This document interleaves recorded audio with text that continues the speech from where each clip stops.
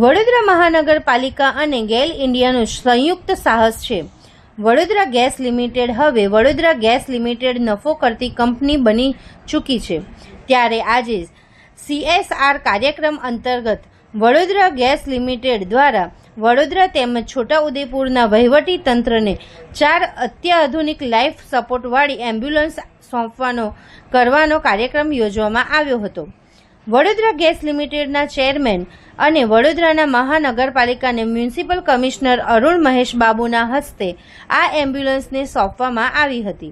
આ તબક્કે વડોદરા ગેસ લિમિટેડના મેનેજિંગ ડાયરેક્ટર વિજય શ્રીવાસ્તવ સહિતના મહાનુભાવો ઉપસ્થિત રહ્યા હતા. આજે અમે વડોદરા ગેસ લિમિટેડ દ્વારા કોર્પોરેટ સોશિયલ રિસ્પોન્સિબિલિટીની જવાબદારી નિમિત્તે લગભગ 60 લાખની ખર્ચમાં અમે 4 એમ્બ્યુલન્સીસ આપ્યા છે. આજે વડોદરા શહેર અને વડોદરા જિલ્લામાં એક એમ્બ્યુલન્સ અમે આપ્યા છે. વડોદરા શહેરમાં વડોદરા મ્યુનિસિપલ કોર્પોરેશનના CHC માંજલપુરમાં આપીએ છીએ અને વડોદરા જિલ્લામાં જિલ્લા કલેક્ટર અને જિલ્લા DDO સાથે સંપર્ક કરીને ત્યાંના જરૂરિયાતમંદ PHC या CHC હોય ત્યાં આ ગાડી મોકલવામાં આવશે.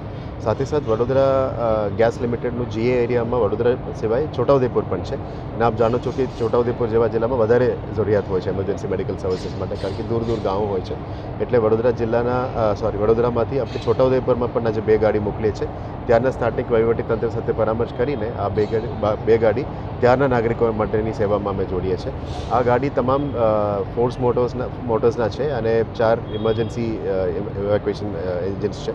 આ મશીન્સ હાઈ ડેન્સિટી ટ્રાફિકમાં પણ મૂવમેન્ટ કરી શકે અને હિલ્સમાં પણ ચાલી શકે એવા વ્હીકલ ચૂઝ કરવામાં આવી છે, જેથી કરીને કોઈ પણ સેવા કરવા માટે જે મેડિકલ ઇમરજન્સી સેવામાં જોડવા હોય એ તમામને અમે આ ગાડી આપવામાં આવી છે. આવનારા દિવસોમાં પણ વડોદરા ગેસ લિમિટેડ દ્વારા સ્કૂલ્સ, આંગણવાડીઝ અને હેલ્થમાં વધારે અમે ફોકસ કરવાનું નક્કી કર્યું છે.